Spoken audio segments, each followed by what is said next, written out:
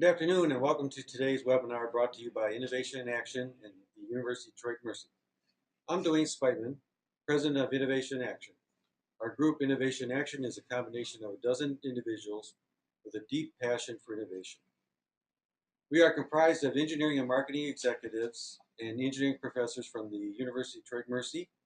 We teach companies to develop an innovation strategy, culture, and process so you can routinely develop innovative solutions to today's challenges.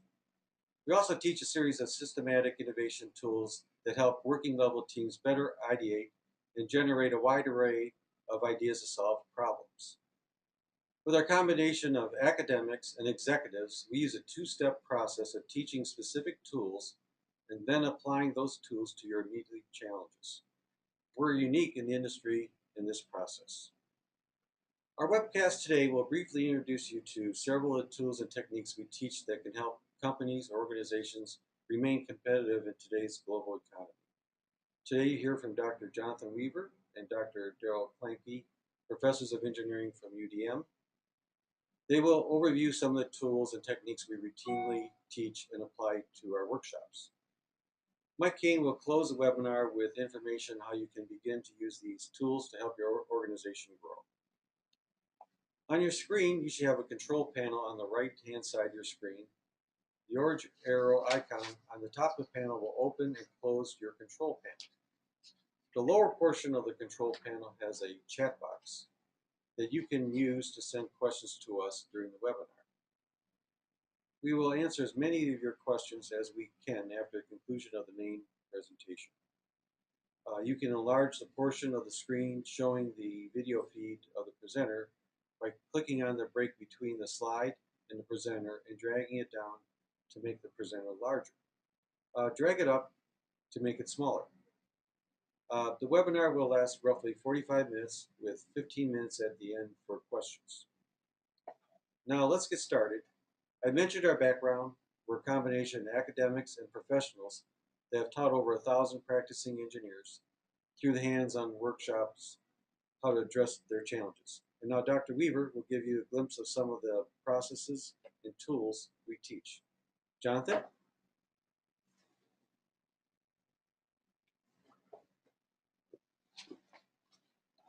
Thanks, Dwayne. Since we're here talking about innovation, I think it's worth taking a minute to define innovation. If you were to Google the term, not only will you find a large number of books with the word innovation in them, but you'll also find that each one tends to present its own definition. We like to think of innovation as starting with invention. According to the U.S. Patent and Trademark Office, an invention involves three aspects. It needs to be novel, useful, and non-obvious. However, an invention alone is not an innovation.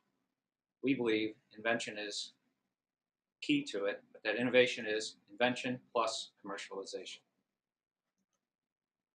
Interestingly enough, an innovation in and of itself that made the printed encyclopedia basically irrelevant is Wikipedia, and it has a definition that involves some of the aspects that we think are key to innovation. Notice underlined there is applied successfully in practice, getting at our part of our definition there called commercialization.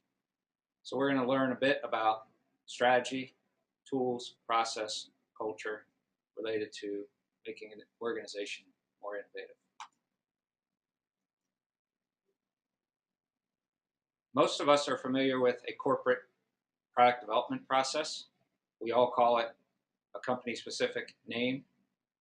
If you were to map what you guys do in whatever organization you work that creates products or even services, you'll see that this generic process map pretty well captures what a company must do to translate a market opportunity into a product or service for sale.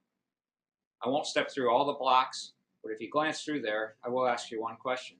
For the engineers out there, which box did most of your education teach you basically how to work in? The tools and techniques you learn in engineering school allow you to do what? And I would make the case, having been on both sides of the academic chair, that most of what is taught and most of what is learned falls under the detailed design box.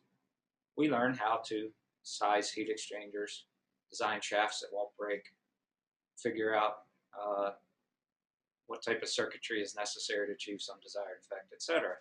And we just kind of assume, not necessarily accurately, that we're automatically good at conceptualizing systems and products that meet customer needs that are actually worth doing the detailed design on. So we think that what's missing in engineering education is what we try to provide both to our students who are still getting a different experience in school than many engineers do, but to the practicing engineers that we run our workshops with as well.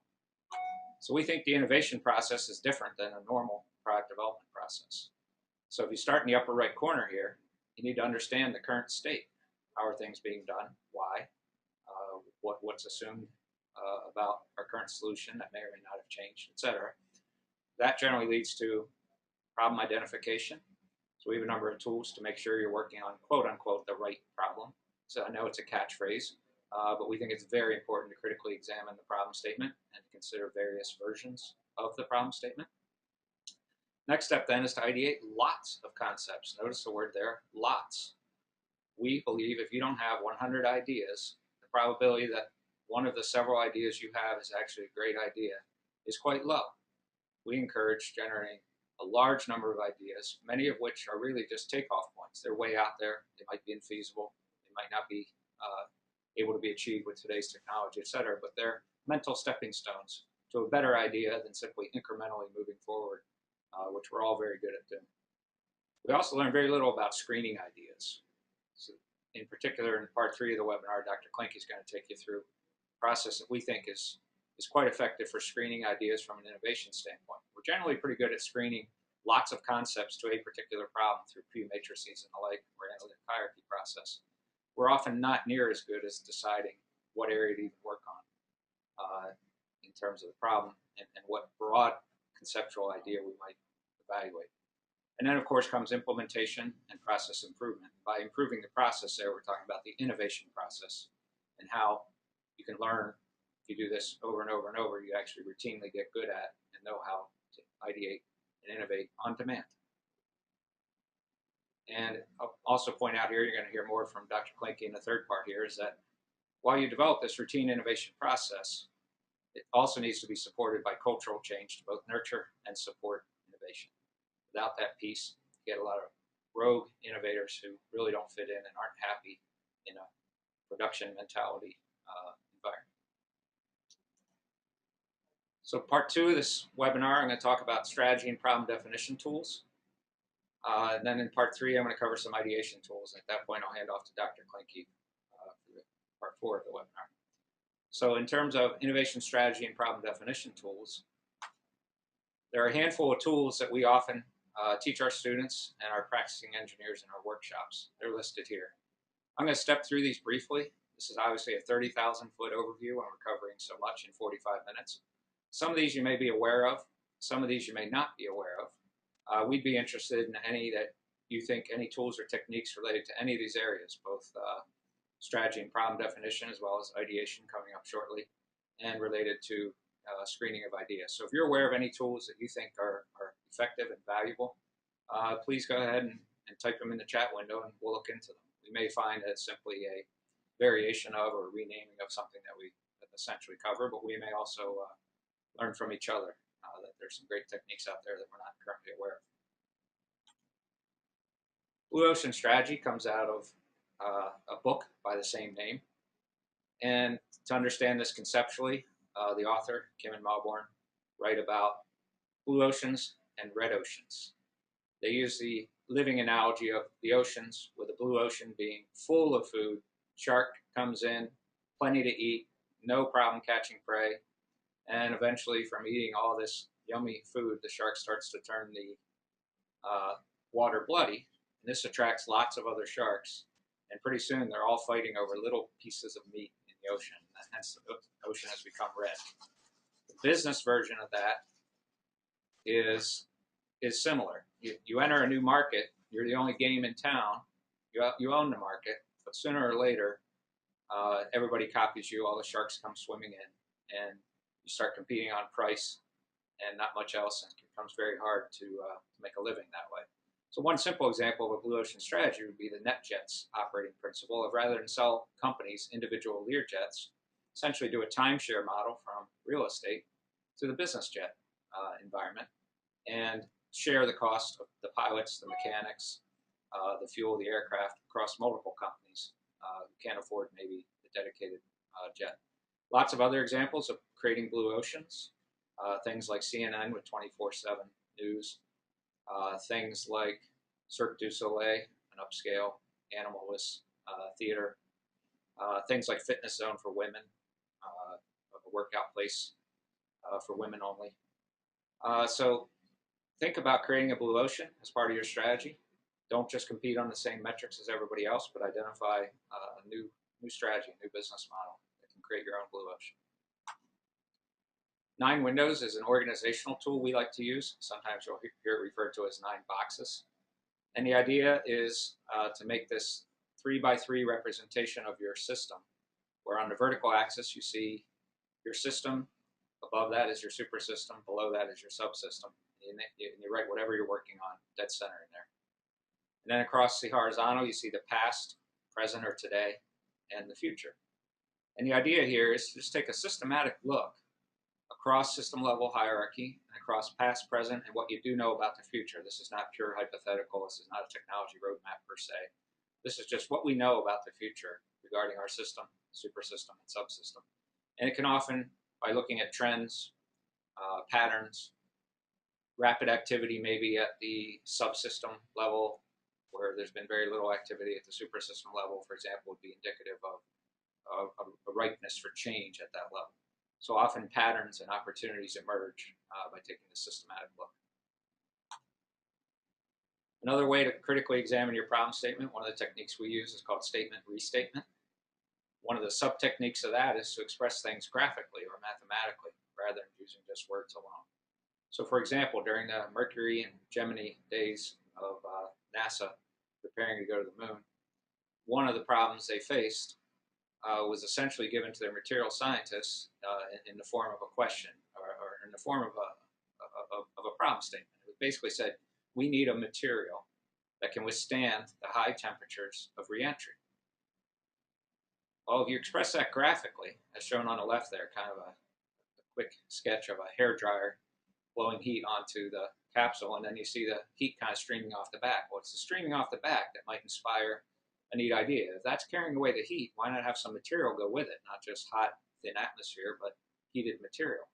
Well, that leads to a concept of thermal ablation, which is actually what NASA ultimately did. They never did come up with a material that would survive it. They came up with a material that would sacrifice itself and thereby relieve the heat.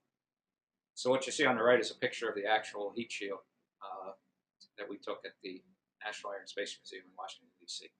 So again, make sure you're working on the right problem, find different ways to examine it, and you'll be more likely to do detailed design ultimately on something worthwhile. Some of you may be familiar with the Kano model of customer satisfaction. This is a model that tries to help us understand different categories of needs and how our degree of execution against those needs ultimately affects customer sat. What you normally see are three categories of needs named basic, performance, or linear, and exciting. You can see those 3 curves on our diagram. And innovation is generally about that top curve, exciting. I won't go into detail on the other categories, but if you notice with the exciting, if we fail to implement the needs at all, we're fully left on that horizontal axis. Customer's neutral. They didn't expect to be excited. But if we do excite them, customer satisfaction goes through the roof. So from an innovation standpoint, you have to ask yourself, are we aware of these different modes of customer satisfaction? Can we provide something that will surprise and delight the customer? And oh, by the way, we better get the basics right as well, or they're going to be really upset. We can give them a car with a really cool feature, self-navigation, but if brakes fail when you actually want to stop, that'd be a problem. So it's a way to help understand that we cover all our bases, understand what the customer values, and actually try to provide surprise and delight. Another technique we use is called pain storming. This is a way to identify true pains or market opportunities. You see a list of words here that really represent pains in the market, pains with a product. If you guys have any other words in the audience here, please type them in the dialogue window there, and we'll catalog them for later. When you see these words, these are indicative of opportunity. So pain is an opportunity. Simple pain storming example is a cup of coffee. Oftentimes it comes out, it's too hot to drink. You take a sip, it's too hot, you put it down, you get sidetracked. By the time you take another drink, it's actually cooler than you would have liked. So there's a product out there created by some Lehigh engineering students called the Julie. And the idea is you put it into the cup of coffee while it's still very hot. It absorbs a good bit of the heat,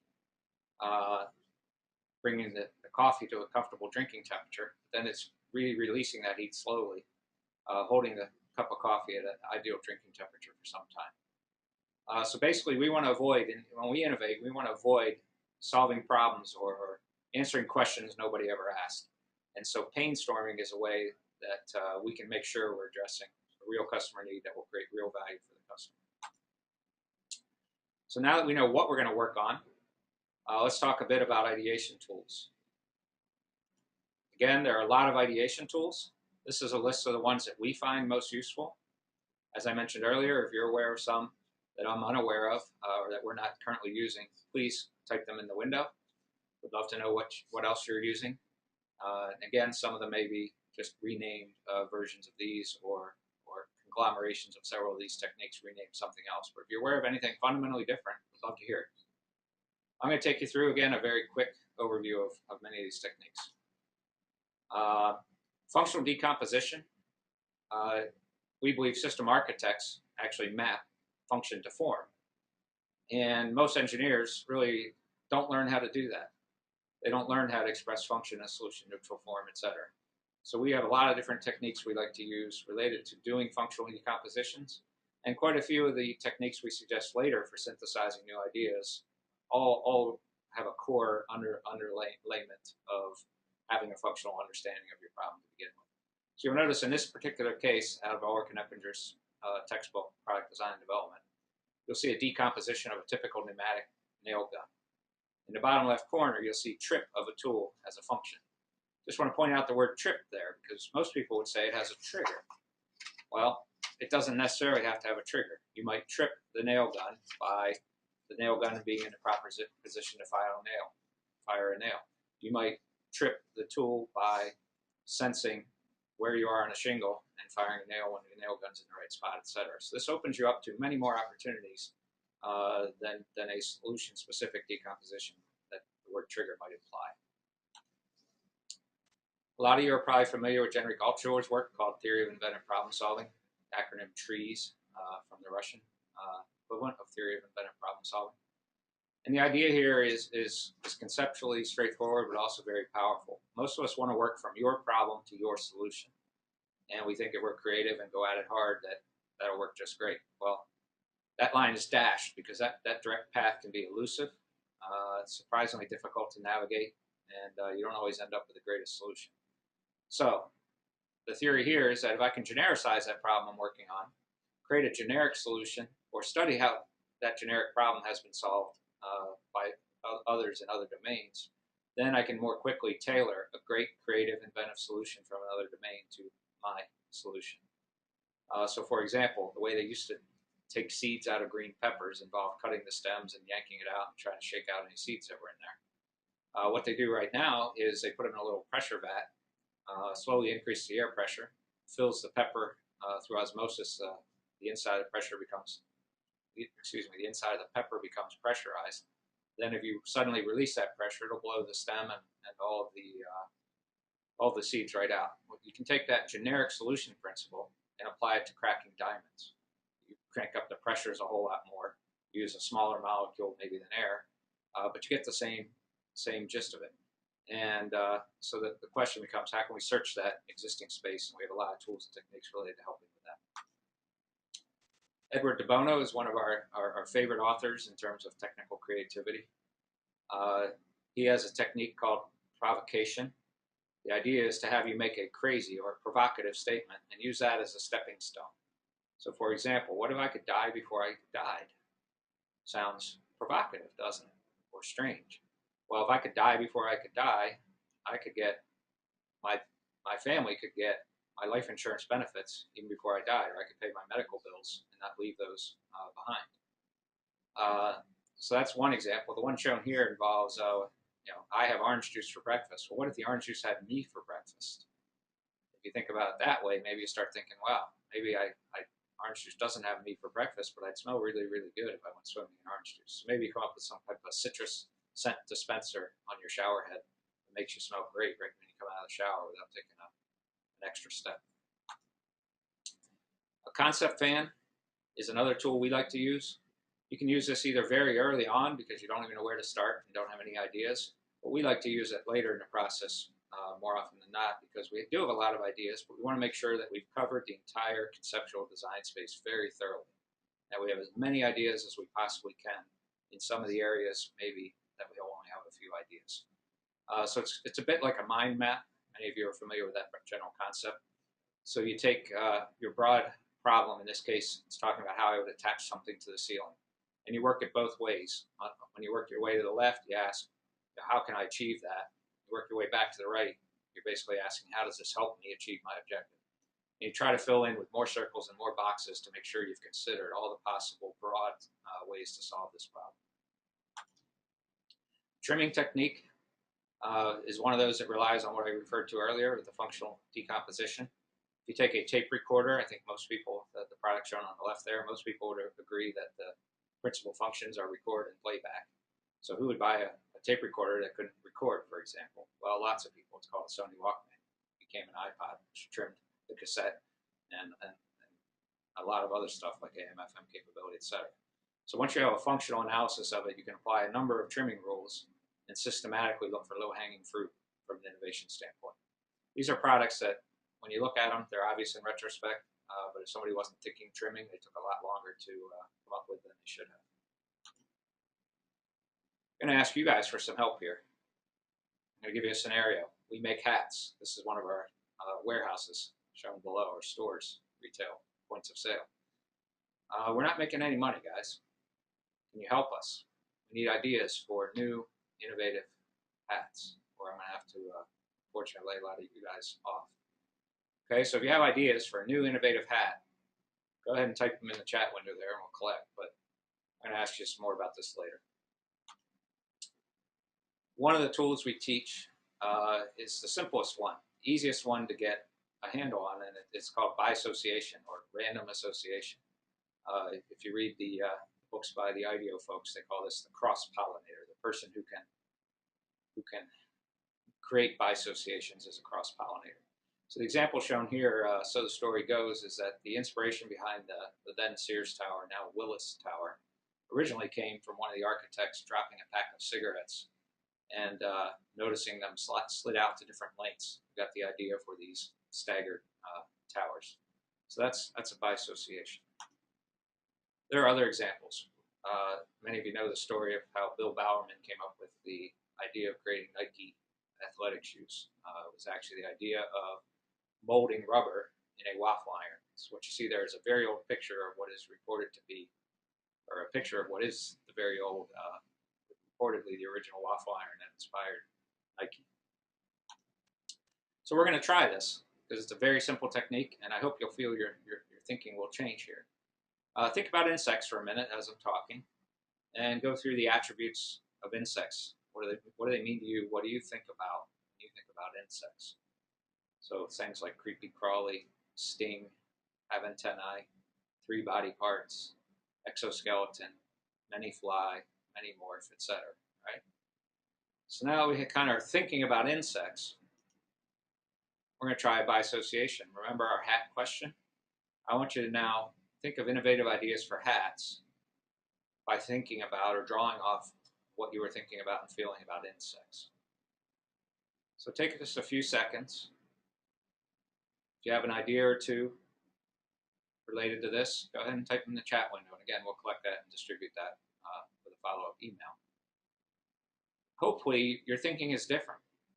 Originally, I didn't constrain you at all. I just said, give me ideas for new innovative hats. But yet, I bet your list wasn't very long or very creative. And I bet you got, in just a very short period of time by thinking about insects, some ideas that you wouldn't have had otherwise. That's what innovation is about. How do I get more ideas, and ideas that I wouldn't get by just exercising what seems to be brute force, forward-thinking common sense? Because that works great for incremental problem solving. It doesn't work well for changing the game. Biomimicry is another one of our favorites. It's how we take approximately 3.8 billion years of life on Earth and learn from it. And some people call this bionics, biomimetics, biognosis, bioinspiration, you name it. But how can we draw on nature to solve engineering problems? Simple example that a lot of people talk about when they introduce this tool involves the design of the Shinkansen, or the Japanese bullet train. Originally, it had aerodynamic trouble punching in and out of tunnels where you get a shock wave from pushing the air through the tunnel. And so they went and studied in nature the kingfisher that can dive in and out of water, change in density of the medium, similar to the problem coming out of a tunnel. And it turns out the geometry of that beak is excellent for traversing between medium of two different densities. So we make the train shape very similar to the bird, voila, problem goes away. There's an excellent organization out there called AskNature.org that's working on a biomimicry taxonomy. A small portion of that is shown here. And the idea is that we shouldn't have to go study geckos for 1,000 years because someday we might want to make something that sticks. We want to make something that sticks. How do we find out that there's a body of knowledge about how geckos stick that I can draw on immediately to solve my real problem that I'm working on today? And so we're very interested in that mapping, and we have a number of tools related to that, in addition to using the Ask Nature taxonomy that you can find online. We also have a Pinterest site with now some 300 or so examples of biomimicry. This is a great example of, now that I've put it on your radar screen, if you've never heard of it, you probably won't go a week without seeing or hearing an example of somebody applying biomimicry to an engineering problem. So we invite you to join that board. Just search for biomimicry and we can add you. You can read all the pins that are there. It's a very neat collection of things related to the biomimicry field. All right, so I'm going to turn this over now to part 4, Dr. Daryl Klenke. He's going to talk to you about portfolio management.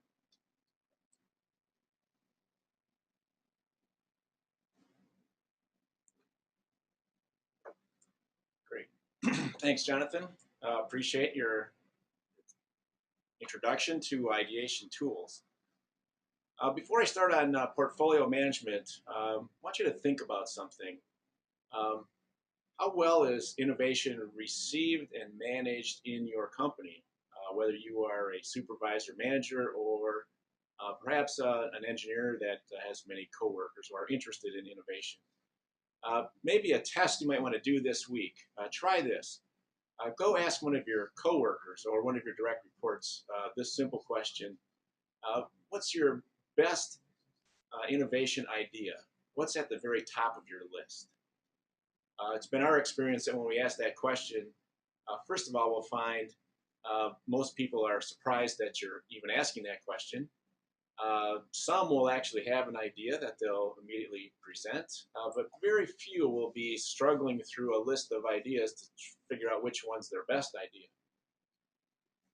And a second follow-up question you might ask this week, if someone indeed has an idea, ask this: how do they know they're making progress on it? How do they measure their progress? It's been our experience that if you get to that second question at all, it's unlikely that someone will have an answer for it. So let's take a look at how we can address this issue and perhaps make your company or perhaps your own personal approach to engineering a bit more innovative through portfolio management and implementing ideas. Portfolio management, there are many methods out there, but it involves not just coming up with a list of ideas, as Dr. Weaver just has shown you, that there are many ways to come up with ideas, but once you've got these ideas, now what? And here are some typical methods that are used to manage portfolios and screen ideas. And so you might use some of these. We like the Bono 6 hats as a way to improve ideas. We're not going to have time to talk to you about that today. Perhaps in a future webinar we can do that. But we're going to talk about a scorecard and a very simple portfolio listing that you might employ, hopefully to start managing your ideas.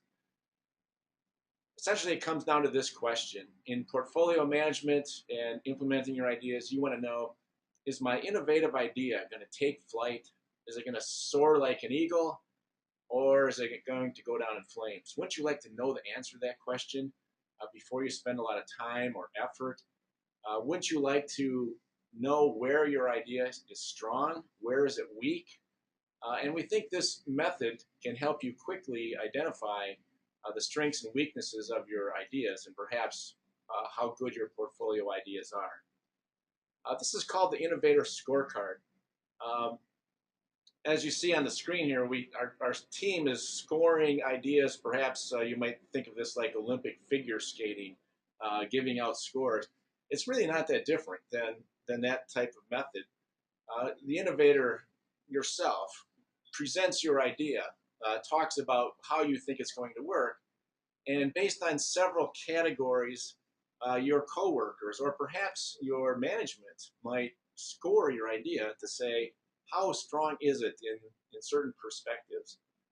One thing we like to use this method for is to find out if there's a great difference of opinion, or in many cases, we find out there's some other underlying issue. For example, in one case, we found that as ideas were presented, one person always scored the ideas higher than all the others. Well, it turns out most of the ideas on that list belonged to that person, so they were giving high scores. In another case, we found one of these people giving scores and ideas always scored ideas lower, significantly lower, and it turned out that had nothing to do with the ideas at all. It turned out that person had some other issue. In this case, the heating and air conditioning in their laboratory was broken, and they were very upset about it. And believe it or not, that was shutting down the innovative ideas. So this innovative scorecard helps to flush out ideas that, flush out problems that you might not be aware of. And isn't that what we're after, right? Remove the roadblocks to ideas. We think also by doing this scoring process, you will start to see the strengths and weaknesses of your ideas, and you might turn them from initial clunkers of ideas that have perhaps a core, a good intention, but aren't quite ready for production, and perhaps you can turn that clunker into a classic. Now, this is based on an entrepreneur scorecard. There's been studies of many different entrepreneurial efforts, and 44 essential elements were identified for entrepreneurs, people trying to convince someone to invest in their venture with venture capital, perhaps. We've taken that list and we've modified it. We call it the intrapreneur, which is likely more likely the scenario for you and your company.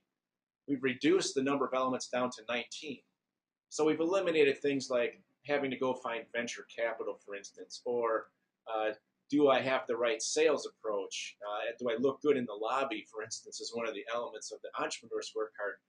We boiled this down to thinking about the resources and marketing requirements of your innovative idea. So it's down to 19. So it's a much more manageable list. And again, a simple scoring process can be used. As I mentioned, it's not much different than scoring a figure skater if you were a judge at the Olympics. But in this case, the weighting factor is simply on a scale from 1 to 3. Instead of a complicated system, you might even think of it as high, medium, low importance. And that's used as a multiplication factor. And then what we really like about this idea is that the score is from -10 to +10. So you can actually have so bad of an idea in a certain category, it's not just a 0, it can be a minus. Now, of course, you score the 19 elements, you multiply by the multiplication factors, and you sum the total up. And it's as simple as this. The passing score is 70%, perhaps almost like a school score, right? If your proposal sums to 70% of the maximum possible score, it's got a chance it could fly. If not, beware the crash and burn. You may need to go back to the drawing board. You can try and improve the sub-7 scores. So anywhere that got less than a +7, you might try to work on it again. Hopefully you can kind of see how this works. You can start to evaluate ideas, in fact, ideas right out of the box. We think those 19 categories can be grouped into these 4 major categories. Market demand, resources and strategy, return on investment, showstoppers, and intangibles. So let's say at your company that these were the ideas, these were the 4 categories that seemed to make most sense. You can start to adjust of scoring of each idea is by adjusting the maximum score possible in each of the categories. So let's say, for instance, you've got ideas, they were scoring 70%, and yet they're still not flying for some reason. So perhaps you need to adjust the weight factors. Perhaps you need to put more emphasis on showstoppers and intangibles, for instance. This is our initial starting point. So based on our experience, we think these are the main goals of your innovative idea. How do they stack up? Notice we now have a way to start to score and evaluate ideas, and we know how strong are they. In this case, let's say, for example, we have an idea that scored 65%. Pretty much that's telling us, at the 65% level, hey, we're pretty close. This idea just might fly. We might need to improve it, but how should we improve it? It's our natural tendency to want to improve things we're very good at. So, for instance, if you are a manager of resources, you could throw more resources at this idea, but look, it's already scoring 90%. Where you really need to spend your time is market demand. That's only scoring 45%. Spending more time on resources and strategy isn't going to get you there. So we like this method. It helps you quickly look at where your score stands relative to what seems to fly in your organization, and it gives you an idea of where you should look for opportunities to improve. I even like to use this score sheet when an idea is first proposed. Hey, let's stop for a second. This seems like a good, solid idea. Let's go score it and see where it stacks up. And perhaps we spend our time then thinking about strengthening these weak areas.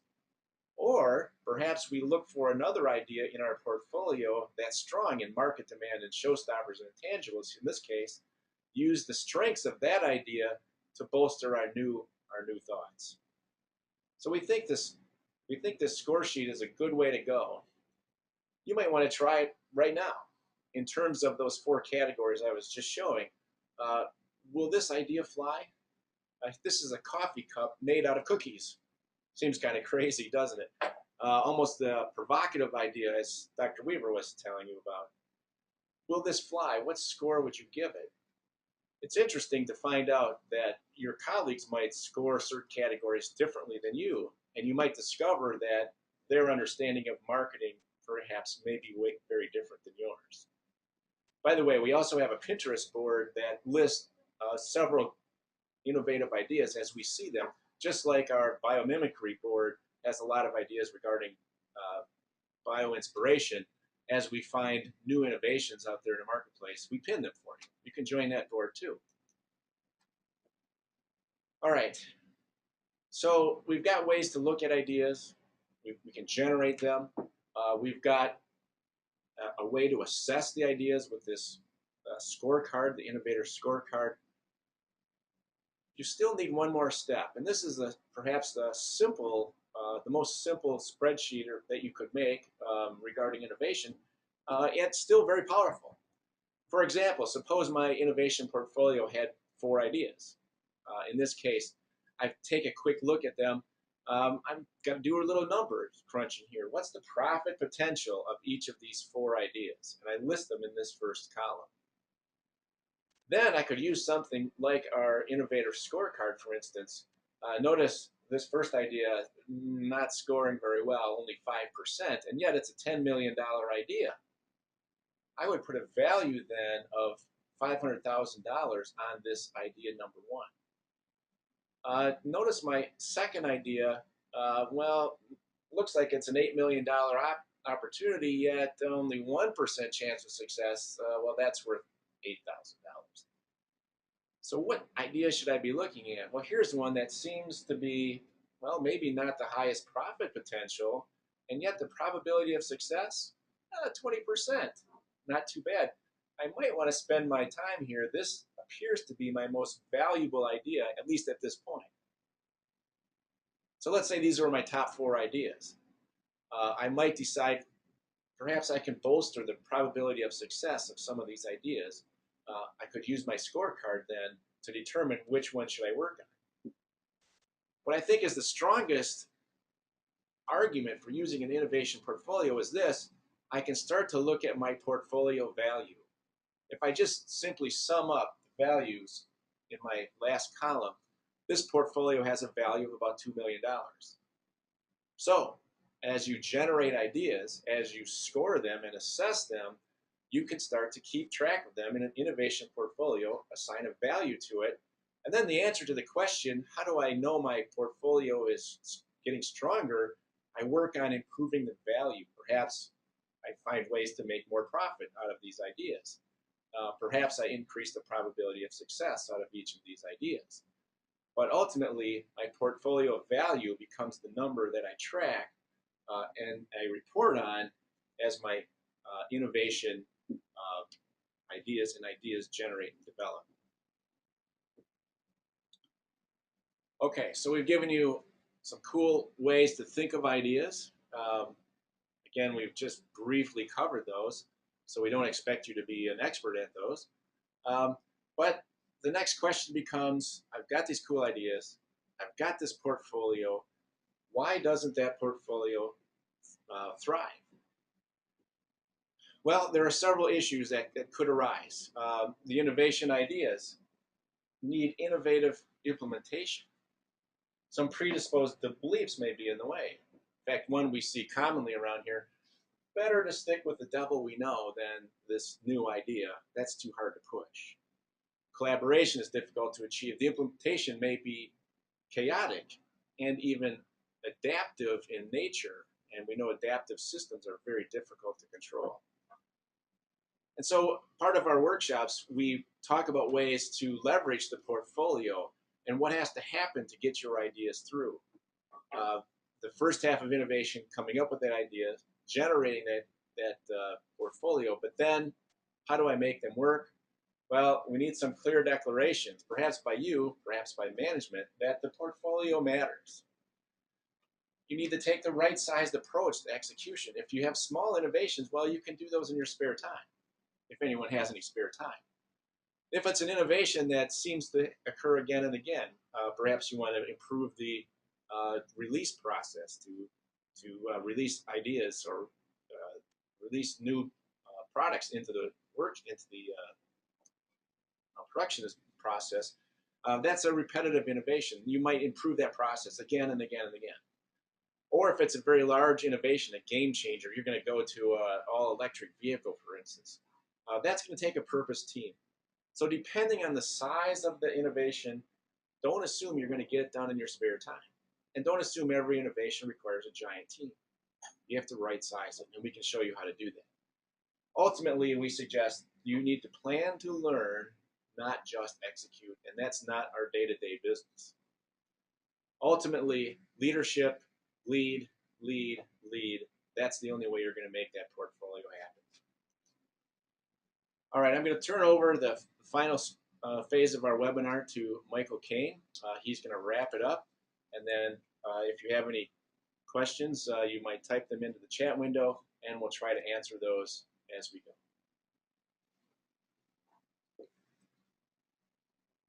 Thanks, Daryl. Hi, everyone. I'm Mike Kane, and we're about to wrap up our webinar today. First of all, I want to remind you that the Innovation Action Team, coupled with the University of Detroit Mercy, is really unique in the industry.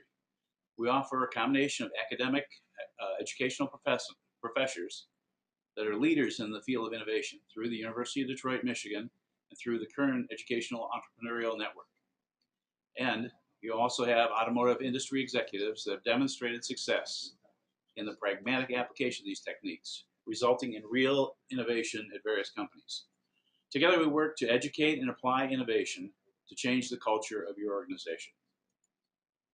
So how do you get a hold of us? Well, the Innovation Action Team offers on-site training at your place of business to accomplish specific tasks that you need accomplished, so your day-to-day challenges.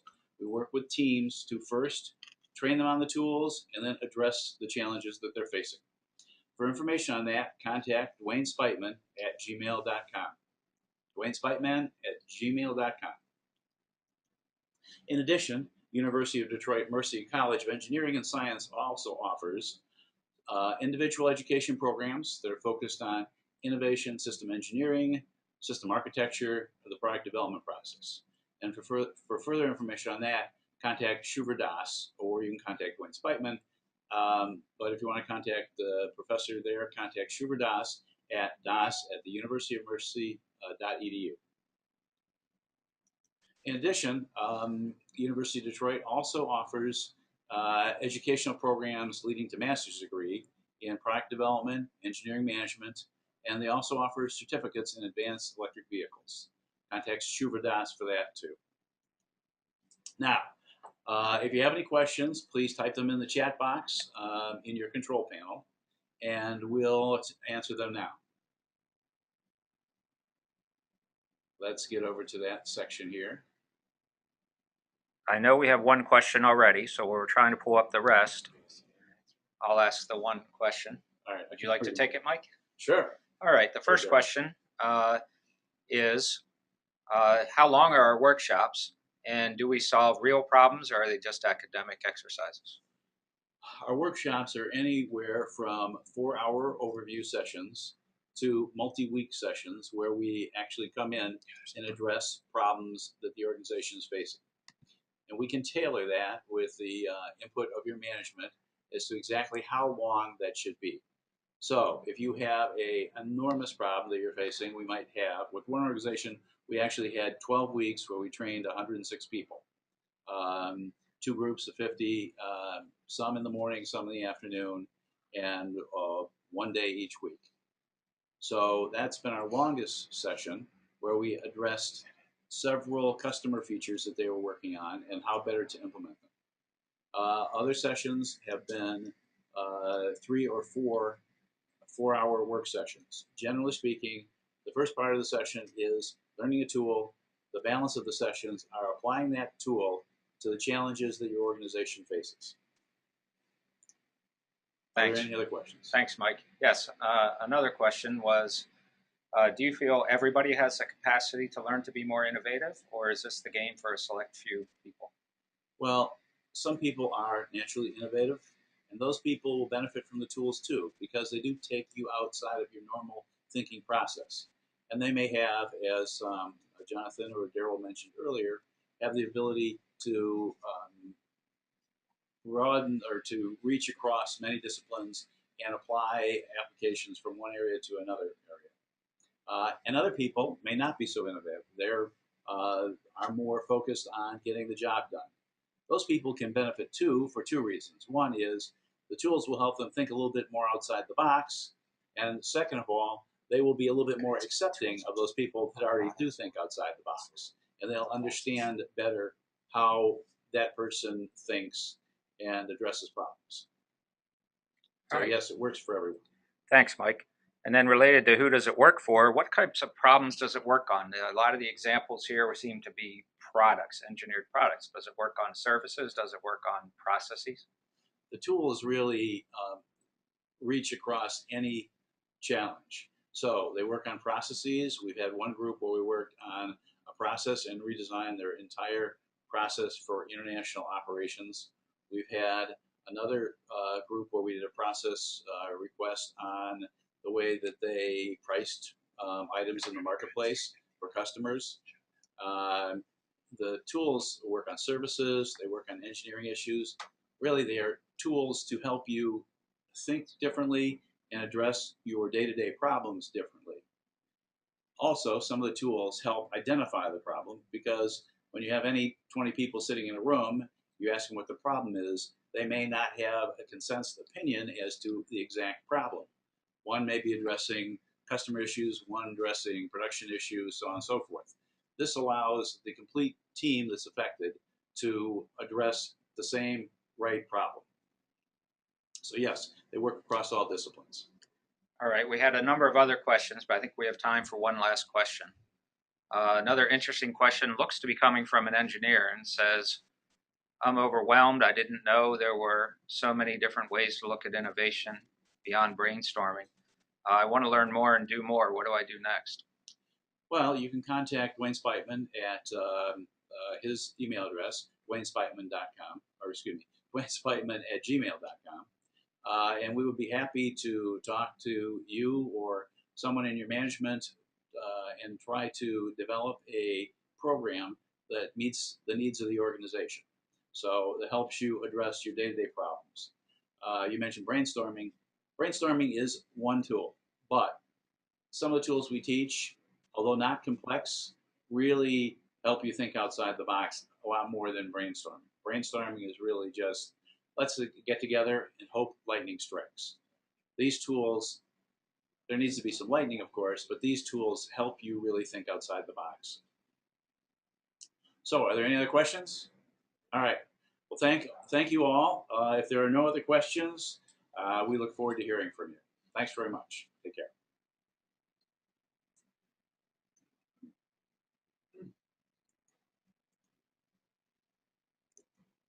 Hold on.